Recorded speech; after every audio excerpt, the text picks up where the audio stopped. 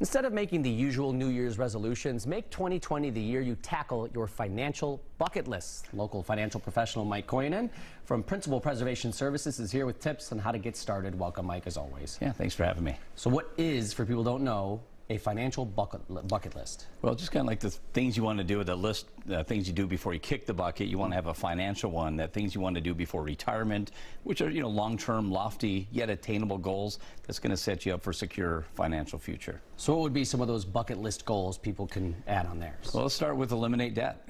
That's one thing you should have paid off, all your debt paid off before retirement. And people say there's good debt, bad debt, but what is debt is owing somebody. You'd much rather not pay somebody something. So you got to look at these, put them in order. You focus on that consumer debt, and the student loan debts you're paying 10 to 15%, and credit card debts 10 to 20%. And it's just focus on getting those paid off, because this, you're paying $10,000 a year in interest on some of these, and they just add up. If you want to put that money somewhere else that's better used, you'd much rather do that. So I have an interest rate calculator on my website, so you can actually see what that compound interest is affecting your financial future. So you want to focus on getting that paid off. And of course, we want people to start saving, and the first step with saving is maybe for those emergencies that might come up. Yeah, over half Americans don't have anything saved for an emergency. So whether that's a home repair, a car repair, a health issue that might happen, family emergency, you got to flee and get out of state, you need to have that money aside to do that. And a lot of people say, I have my IRA for that. Well, that's not your emergency fund. We're talking about cash. 6 months of your expenses set aside in a checking, savings, or money market, or just mattress money, we call it. Something you can actually get out and you don't have to pay taxes on to get access to that money. So build that up over time. I got a little envelope in my dresser for things like that. Besides just saving for emergencies, saving for your future is also important. Yeah, you want to get up to 15%, hopefully, of your income saved in a retirement account outside of the emergency fund. And you're not going to get there overnight. But just the power of building that up over time. If you're 25 years old and you're going to retire at 65, if you only put in $6,000 a year, which is $500 a month, and a 25-year-old says, I can't put $500 a month, well, you don't have to. A lot of 401ks, you put in $300 a month, your employer might match $200. Yeah. So you get your $500 a month. If you do that consistently over a 40-year period, you have about $1 million.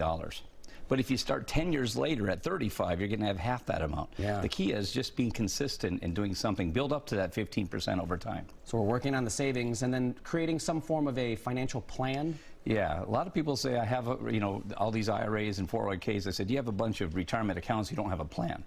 And what got you to retirement won't be the same plan that gets you through retirement. It's a totally different deal, because you lost the ability to earn a paycheck. You don't get to contribute your IRAs, 401ks, your employer, you don't get the company match. You retire with a bucket of money. You have to spread that money out over 20, 25, 30 years. And you need to have some kind of professional that's going to help you do that, how to distribute that money so it will last. The biggest fear for retirees is running out of money before they run out of life. And that would be awful if you're 80 and you have 5 to 10 more years of life and you're just living off of Social Security. So you want to work with somebody who understands how to do that, extend that life of that money out. So we've created a bucket list. What are some tips to kind of help someone get started on achieving those goals? Yeah, I said just throw that snowball first. You see a snowball fight we had on Christmas. It never starts and ends with one snowball, right? Once one goes, it keeps going. Well, the same thing, paying off that credit card debt and the student loan debt. Start with that snowball effect, which means you make the smallest payment on all the debts except for that smallest debt. And then you put all the extra money towards that smallest debt till it's paid off. Creates a snowball effect. You apply that to the next level debt, and so on and so on. Another one is cut out expenses. This is the time you reevaluate what you've been spending your money on, right? Maybe too much coffee runs, or maybe streaming subscriptions that you thought you'd watch and you don't watch them. Yeah. I even have some of those trial ones I need to stop, because you do it for 90 days, and if you don't stop it, they just keep charging. That's right. So it's just wasted money. So just be better with your money. Be better stewards with your money there. And then the last one is you got to start small. Don't despise the days of small beginnings.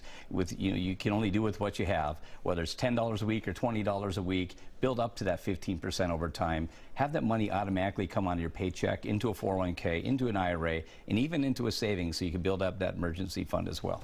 And 2020 is an entire year, so these things don't need to all be achieved come January 31st or something like that. It might not even be this year. It might be over time, next 5 years. That's okay, but just make that strategy session to get there over time.